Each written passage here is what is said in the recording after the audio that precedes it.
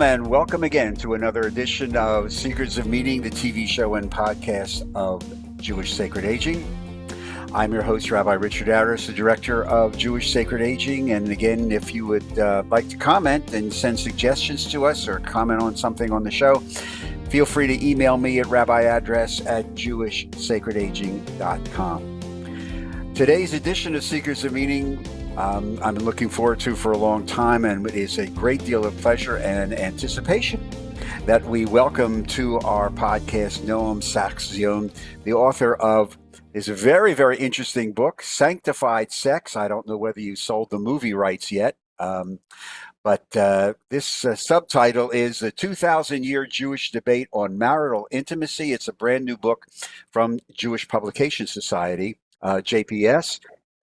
And the contact information of JPS and how to get the book also, other than Amazon, will be, and bookstores will be on the Chiron at the bottom. Anyway, Noam, Baruch haba, you're coming to us from, if I'm not mistaken, Jerusalem, Ken? From Jerusalem. If I look out my window, I can see the Dead Sea. If I look up the street, I see the largest American flag I've ever seen, which is flying over the U.S. Embassy in Jerusalem. Well, it must be from Texas.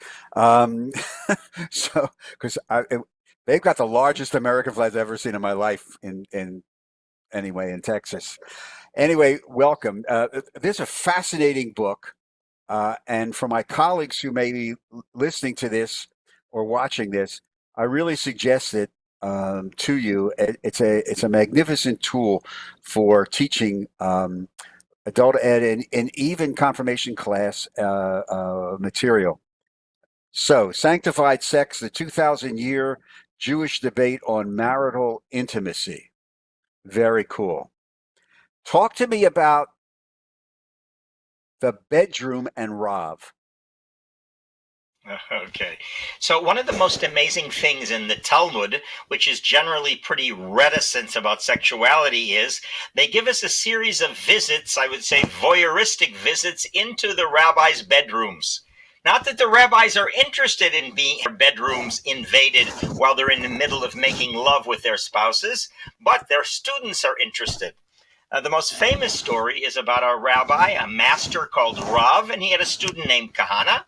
And Kahana snuck underneath his teacher's bedroom, into the bedroom and under the bed. He was being Tom, quite because he wasn't looking, he was just listening. So he only got the audio version of what was going on above him in the bed. And when he heard that his rabbi was jesting and playing, in other words, both foreplay and conversation and a kind of gamesmanship that ultimately led to sexual satisfaction, then suddenly Kahana piped up from under the bed and saying, he called his teacher by his first name, Abba, he said, "What are you getting so excited about? It's as if your mouth has never tasted a dish before." It's as if he was speaking the language that I grew up in, which is quite sexist language, that spoke about beautiful women as a dish in a positive sense. That's changed a lot 50 years later. But for Kahana, that was his way of criticizing his teacher. He said, a teacher like you should be concerned with reason. You shouldn't let your emotions take you away. I can understand a teenager getting excited for the first time he has sexual contact, but you're already a veteran. I came to you to learn about sanctity, and you're allowing your animal characteristics to take over. There's nothing sacred about what you were doing. And in fact, his teacher's answer was very simple. I'm not talking to you about this. It's none of your business. This is an invasion of my privacy. And in Jewish tradition, an invasion of privacy is a very serious violation. Get out of here as fast as you can. Kahana, on his way out, said, but you don't understand. I have to learn about this. This is Torah, and I have to learn. Now, I don't like Kahana at all as a person. I don't like his view that people, as the older they get and the wiser they get and the more sacred they get, the less they should be involved with erotic play and with enjoying their relationship with their spouse. I totally reject that. And I certainly reject the invasion of privacy. I think Having privacy in the bedroom is what allows you to behave in a more playful way, to take on different roles, to experiment, to expose your vulnerability to somebody you trust without thinking that you're being bugged or that somebody's zooming into your bedroom and watching everything that's happening. And yet, I agree with Kahana that the only way to learn how to handle in a spiritual way and in a loving way those most intimate relations, rather than learning it from watching pornography, it's much better to learn it from a real person that you respect. And therefore, there has to be some invasion of the privacy of the people we really hold up as ideals, because Torah must be embodied, not just preached from a pulpit.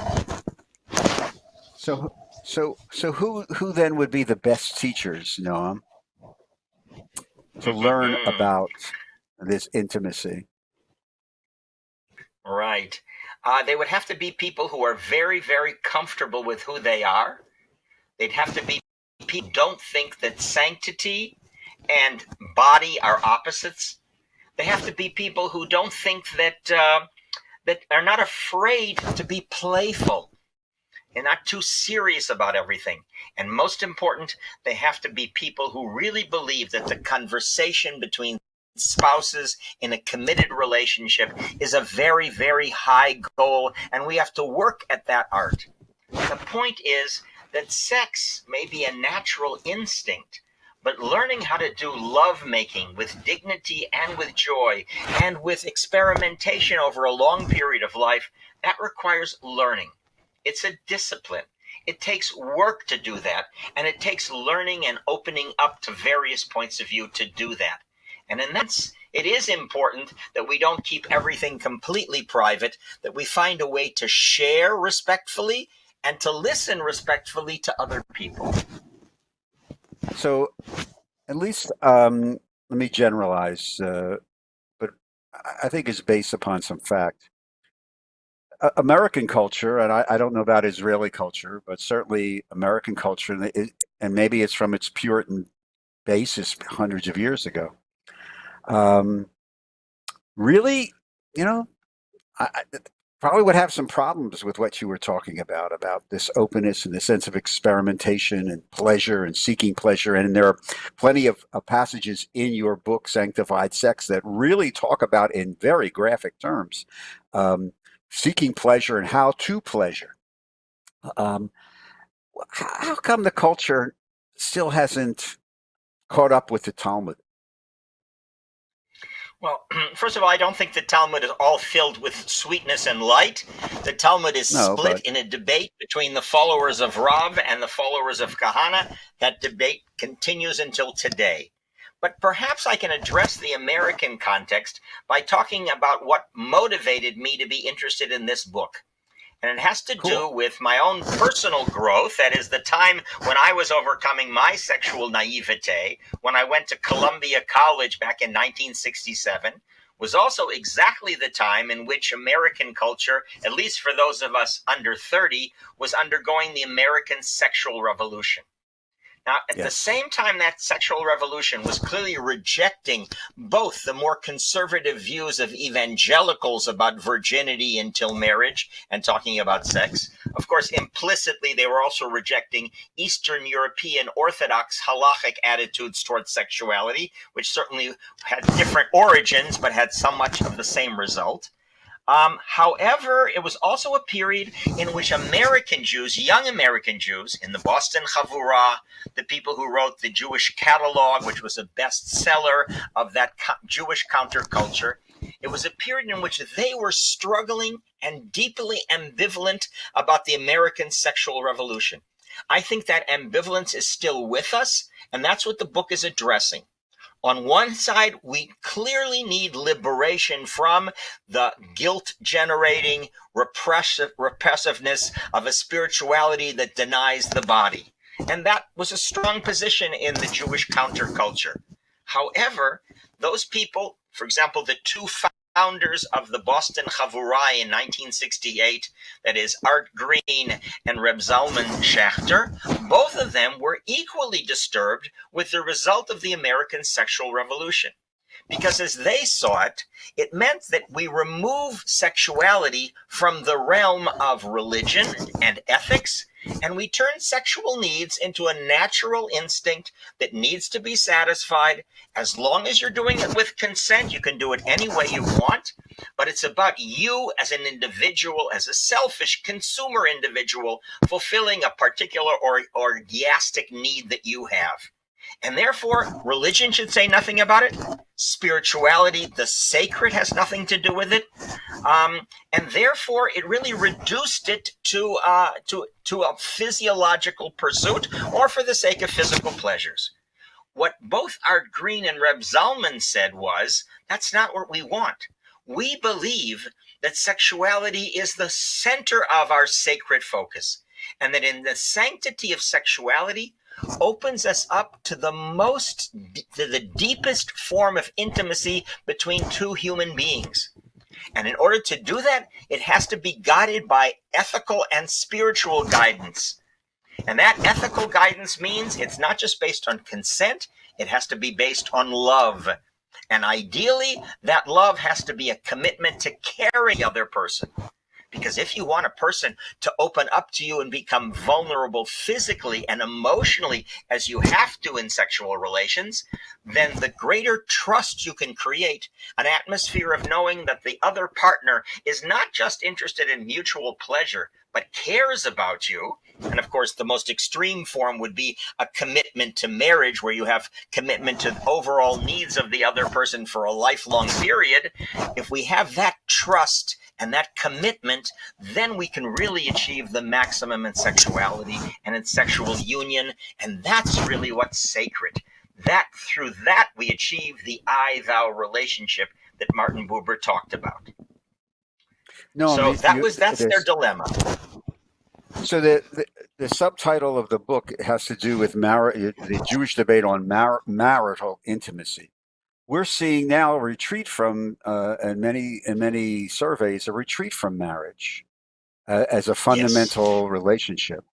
So can you have this idea of sanctified sex strengthening the community without the institution of marriage? Is it possible?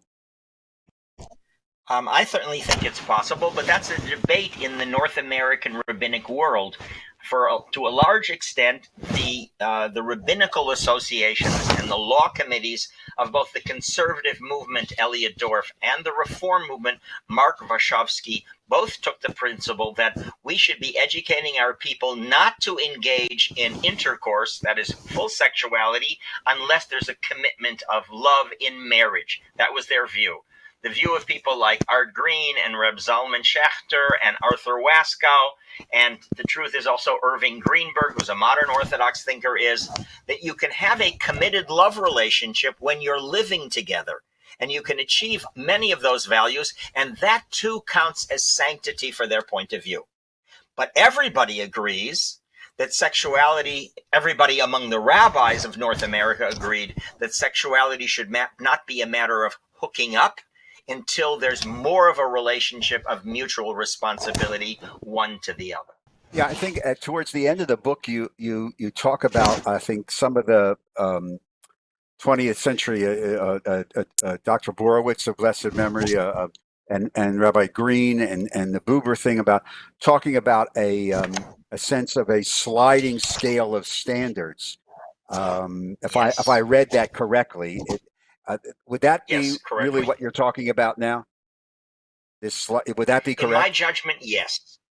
That would definitely be correct. I'm not sure if that's really achievable at the present time, the way in which sexual practices are among college-educated Americans. I don't think it's easy to move to that. But I think that to have the consciousness, the very first thing has to be, there has to be a sexual ethics. And we've certainly seen that with the emphasis on the Me Too movement. And the fact that when two people get together, very often there's an asymmetry of power. And it's not only in the situation of a boss and a person working for that boss, but it's also the case even within a marriage relationship that some persons are more needy than others. Some have more charisma, some have more power, some have greater weaknesses and vulnerabilities. We know how to push each other's buttons. And therefore, the structure of marriage does require a kind of an ethics. The origin of that ethics within the biblical tradition actually goes back to the book of Exodus, in which they're talking about an extremely asymmetrical relationship. The man who has two wives, he has polygamy, and he has the financial power, he has the legal power, but he has an obligation to both of his wives, even though his tendency is to care only about the second wife, who's younger and maybe more beautiful and newer and more exotic. They say even for the first wife, you owe her basic needs: food, clothing, and sexual intimacy. And in the Middle Ages, Ramban, the 13th century Spaniard, understood it this way. He said, when you make love to your wife, whatever wife you have, even if it's one of many, you have to make sure that you've created a beautiful bedroom with beautiful bedding, and you have to treat her not like a prostitute that you would have sex on the floor, but like it's a beautiful image. So there's a dignity that you have to invest in. And he also said that it's important to have physical contact with that spouse, not only sexual contact, but physical contact, a hug, a kiss, patting on the back. The wrong kind of sex is the sex of the Persian Zoroastrians, in which they would have sex only in full clothing. And therefore, in Jewish law, if the husband or the wife refuse to take off their clothes in a marital situation, that's grounds for divorce, at least according to the followers of Rav, but not according to today's Hasidic followers of Kahana. It's a big source of debate. So it seems to me that there's a place for us to talk about that each one of us has needs, that we have an obligation to those needs, that part of those needs is dignity, part of those needs is never ever to use coercion, not just physical coercion. We have to, according to Maimonides, we have to woo our partner to make love every single time, as if it was the first time. It doesn't help that it says I'm married. It doesn't say, well, do I have to earn sexual contact every single time? And the rabbi's answer is absolutely. If your wife or the husband refuse again and again and again, all you have really is you have the power to say, let me try to woo again and woo the person again. And then if it doesn't work out, then you have the divorce possibility. So that's part of the sexual ethics we need to have to guarantee justice, because relationships are always asymmetrical one way or another, and we have to maintain at least that level of mutuality and mutual responsibility. I wanted to ask you, picking up on some of what you're alluding to, some of the work that we do in Jewish sacred aging obviously talks about, look, we're living longer, and we're living healthier. So people in their 80s and 90s, and yes, chemistry has made Viagra or Cialis and whatever is possible. But there is a point sometimes where just the libido says, thank you very much. It's been a wonderful ride, but I'm married. I'm in this relationship. So could you talk to us a little bit about this idea of intimacy, which is a word that in some of our workshops we talk about, that has not necessarily to do with actual intercourse, but in many ways sends just a powerful message. This concept of sexual intimate, of the touching, the holding, of falling asleep, holding each other, of the, as we get older, how increasingly important this is, and does the tradition speak to that? Right. I think tradition, that is, in the example I gave of Ramban, speaks to that the physical touch is essential for who we are. I think we learn it from babies who are in incubators for a long period of time, and there's the danger of death from failure to thrive because of lack of touching. I think certainly that part of intimacy, that for all human beings need that physical kind of intimacy. And in general, the whole notion of marriage, going back to the Garden of Eden, is it's not good for a human being to be alone. Be alone. There's a sense in which not just dealing with our physical needs or our emotional needs, but the whole ideal is for two people who are different, not the same, different, to come together and to appreciate their interdependency. And that interdependency can be physical, it can be sexual, it can be in all kinds of ways that we have of helping one another and appreciating our difference because it's complementary. And I think that's probably the core notion that I get from the Bible, that our basic unit is not the individual.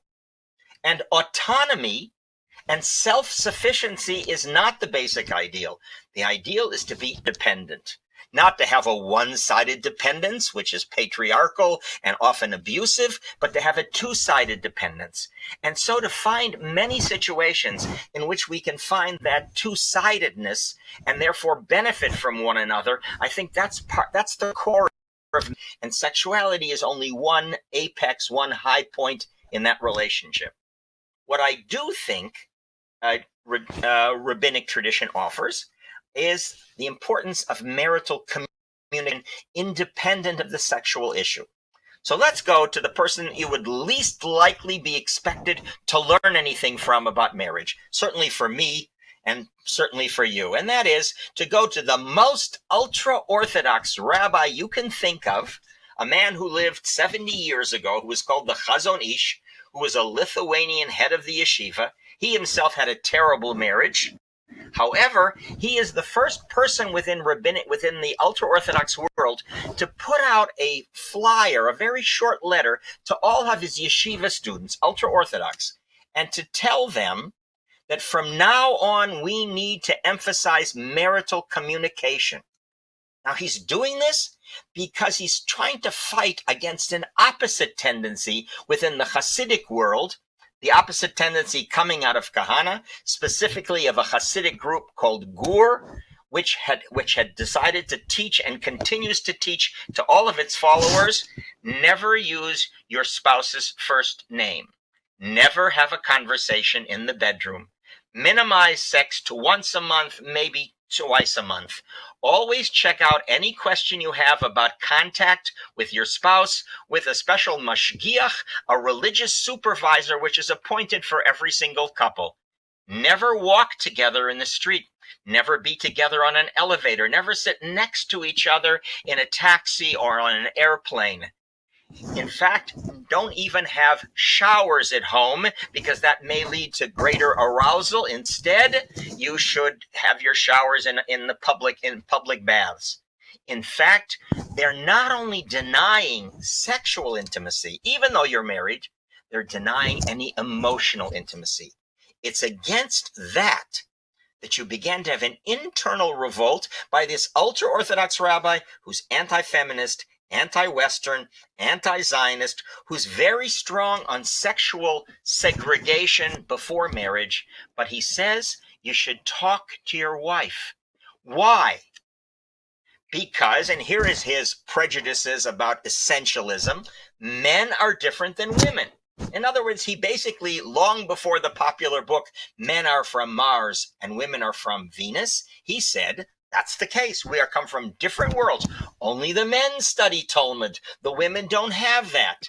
So therefore, because you come from a different world, the only way you can come together and be one flesh, the only way the divine can come between you, so it becomes a sacred connection, the only way you can make your spouse happy is if you find out from her what makes her or him happy.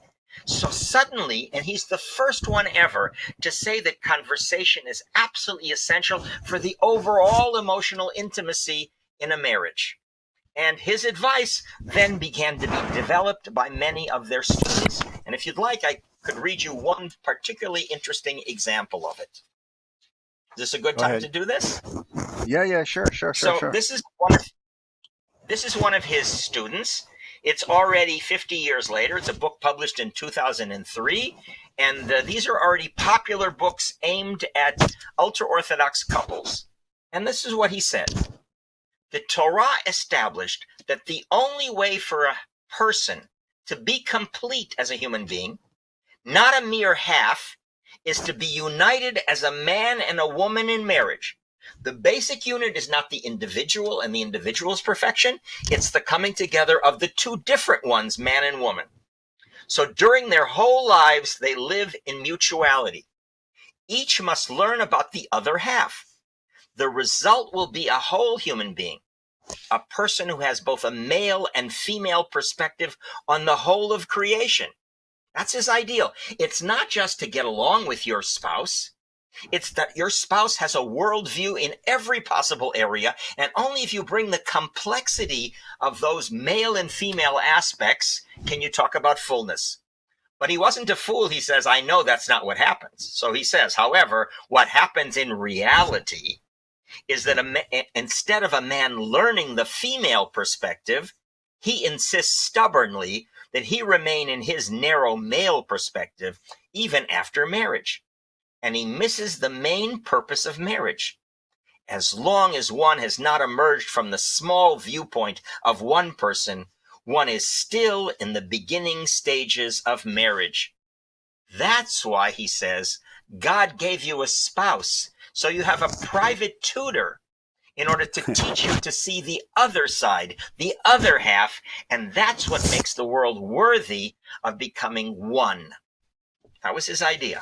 Now, I can't say that's what happens in every ultra-Orthodox couple, but the rhetoric has changed a great deal, even if the reality still is far behind. We're speaking with Noam Zion, the author of Sanctified Sex, the 2,000-year Jewish debate on marital intimacy, a book recently published by the Jewish Publication Society. Noam is a faculty member at the Shalom Hartman Institute in Israel. Noam is available, right? If a congregation or one of my colleagues or organization wants to bring you in via the Great Magic Carpet Zoom, let's say, is there a website or is an email that somebody can reach out to you? What would that be? It's just my email, and I've been doing it for the last couple of months and having a great pleasure in that. It's just noam.zion@gmail. Very simple. Noam.zion@gmail. At Gmail. Right. Noam, Richard, you write in... Richard, in our preparations, you asked me a question about the role of fantasy and eroticism. And I wanted to address that as well, if it's a good time. I also, in your concept of that, though, we'll lead into the other. I do wanted to ask you before we start running out of time. You write in the book about the role of halakha, and I think you use the phrase, quote, as an advisory system, unquote. And in a recent podcast that you did on the book, you noticed that the halakha was law versus advice, as it is, I guess, as you write in the book, an advisory system. So could you talk about a little bit about that role of halakha, and then also, which would come to a surprise to probably many people in the pew, because in the book you discuss the role of fantasy and eroticism, which to some say, well, that's the halakha would never allow that, but lo and behold, here we go. So go ahead.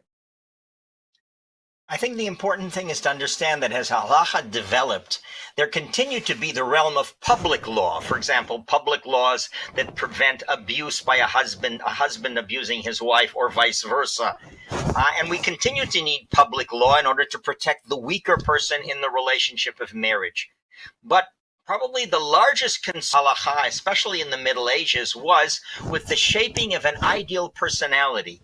Working on your character traits, as Maimonides was concerned about, working on your humility, managing to control and to shape your libido and your instincts so you're not controlled by them in an irrational and an immoral way, and of achieving higher and higher levels of sanctity.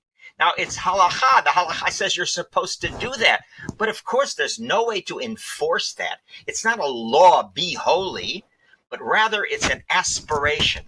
And so the halakha has been concerned with giving you guidelines and habits that will allow you to reach higher and higher levels of sanctity, of unity, of love, of peace. Those are its highest goals.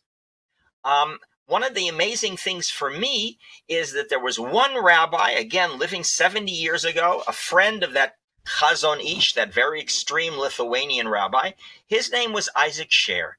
And he wrote a long 30-page letter to all of his yeshiva students who were married. And it's like no other text I've ever read before. It's a text that he says should be read by every couple, both the man and the woman, once a month. His ideal was that every month after the period of separation caused by during the menstrual cycle, when the husband and wife come back together, they have to return to the honeymoon and become like a bride again and like a groom again. And that the ideal bride and groom, the first bride and groom, were Adam and Eve in the Garden of Eden. As we still say in the traditional blessings at a Jewish wedding, Re'im Ahuvim, the loving friends in the Garden of Eden. But he took it so seriously that he gave guided imagery exercises for the man and the woman. Imagine yourself, he says, in the Garden of Eden. Imagining yourself intoxicated by the smells of the Garden of Eden. Imagine that God was the person who was your party planner, the one who braided the wife's hair, the one who was the best man at the wedding. Imagine that the food is being brought to you. Use your imagination, and imagination became a positive term for him, and you will be intoxicated. You will be flying through the air, and as you develop this through foreplay, through conversation, at the highest moment of sexual coming together, then you will be totally in the highest space of that kind of spirituality. And he had a special technique. He said that at your wedding and during the whole week of your it could be a much longer period of Western civilization, we write down all the compliments we gave to our spouse. Everything we thought about their physical beauty, and he wanted to describe it very physically. He's one of the first rabbis I have ever seen to quote the Song of Songs, the love songs of Solomon, not as an allegory about God, Israel, but literally as the love between a man and a woman. And so he says, you write down in your little notebook all of the compliments you gave to her and she gave to you. And of course, it doesn't have to be female from many of our perspectives, whoever the partners are. And you reread it every single month to get back into the mood. The key element again is not to take for granted that we're married and therefore we have sex, but rather it's always wooing again and entering into that guided imagery again. I would say, okay, I think that's the key element. Now, for this rabbi, the love relationship between a man and a woman or between spouses that we have to work at is not only about the microcosm of marriage. It's in fact the first unit of the much lighter goal of tikkun olam, of repairing the world. If you can bring together two people who are very different, if you can bring together the physical and the spiritual, the erotic and the emotional at the small level, then you're contributing to the larger ideals of bringing peace and love and unity to the world. And that was their perspective. Can you hear ratzon on a variety of different levels? Noam, before we start running out of time, I want to ask you, and there's as I said at the beginning, to my colleagues out there, there's a wealth of material. We've just touched the surface for you to deal with in this book, and it's a great teaching a great teaching manual. And again, to bring Noam to your congregation, Noam.Zion, Zion, or Z, if you're listening to us outside the U.S., at gmail.com. But there's one other particular thing I wanted to just ask you to riff on, because it's, again, to some people, the people in the pew, they may not see this. You write about Shabbat as a trigger for a revolutionary understanding of marital lovemaking. Yes, very good. The idea of Shabbat as this metaphor, as this very erotic and powerful, and you use the word revolutionary understanding. Talk to me about, unpack that for us a little bit. Very good. So this is the question about the title of the book, Sanctified Sex. What does sanctity have to do with sex? So in the Bible and also in the Talmud, making love within marriage has nothing to do with sanctity. As long as it's legitimate, as long as you're having a relationship with somebody that's legal, then that's not about being sacred. That's just about pleasure. And Shabbat as a day of holiness in the Bible is a day that's defined by what you don't do. You don't work. But it never does it say that you do make love on Shabbat. It doesn't say anything about making love either way. And many people, sects in Judaism, like the Karaites, said you're forbidden to have sex on Shabbat because sex is about procreation, and creation is, of course, forbidden.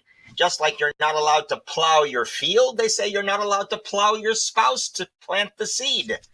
The rabbi's revolution was to say that Shabbat is not only about what you don't do, the pleasures of eating, of sleeping, and making love. And therefore the rabbis made it easier to make love, and they said that even the scholar who's concerned with sanctity should be making love to his spouse on Shabbat. But that's pleasure. What happened in the Middle Ages, what happened in parts of Kabbalah, but not all of Kabbalah, is to say that Shabbat is about a marriage. It's a spiritual marriage and a physical marriage between the masculine aspects of God and the feminine aspects of God. And so every Friday night when you pick up your cup of wine, it's as if you're doing a wedding. And when you're singing songs, it's like you're the chorus who are celebrating a wedding with somebody. And in the middle of the night at 12 o'clock, when the mystic and his spouse would make love together, they would do it. And in their mind, they were bringing together the male and female aspects of God. Now, it's that notion that, in fact, bringing a couple together is an act on the earthly side, which is parallel to the heavenly, that really made it sacred. And that's why these later thinkers like Isaac Sher and the Chazon Ish can talk about bringing a couple together, in which sanctity is not about separation. Sanctity is about unifying and a unification of two disparate aspects that when they come together, they have a fuller unity. Maybe I'll end with the following image. One of my teachers, a man named Menachem Fruman, who was very known for living on the West Bank, but also, even though he was a religious Zionist who believed in Jewish settlement in the West Bank, he also believed that we should have dialogues with the most ultra-Orthodox Muslim authorities, the ones who supported Hamas, and he had those conversations. So a reporter showed up at his house, interviewed him about these dialogues with Muslim ulama, and then at the end, they said, "Do you mind if we take a photograph of you?" He says, "Yes, but only under one condition. I want the photograph to be with my wife and I together." And he has a wonderful relationship with his wife. So there's his wife smiling. There's Menachem smiling. And he says to the cameraman, "Please focus the camera on the space between the two of us. Because when a husband and a wife are truly in love, then the Shekhinah, the divine presence, is between them. So take a photograph of God." Oh, thank you very much. And I really appreciate that. Great image at the end, too. Noam Zion, the author of Sanctified Sex, the 2,000-year Jewish debate on marital intimacy. Thank you very much, Noam. Stay safe. I'm glad you got that fourth booster or fourth shot. We were talking about it before we went on. Stay safe and healthy, and hatzlacha. And I hope to see you in the United States, and I hope just continued great work. Thank you very much for this very, very interesting, exciting, and enlightening conversation, and just stay healthy. To all of you, thank you again for joining us on today's edition of Secrets of Meaning, the podcast arm of Jewish Sacred Aging. Again, if you'd like to contact us, email me at Rabbi Address at jewishsacredaging.com. If you'd like to make a tax-free donation to help support these podcasts, go to the website, jewishsacredaging.com, scroll down to the conveniently located donate button, click on it, and just follow the prompts. Again, a big thank you and a shout out to our producer, Steve Lubetkin, because these podcasts are recorded and produced at the studios of Lubetkin Media Company companies in Cherry Hill, New Jersey. To all of you, again, Toda Rabah, Hatzlacha, Refuah Shlema, and we'll see you soon. Stay safe, stay well, everybody. Thank you.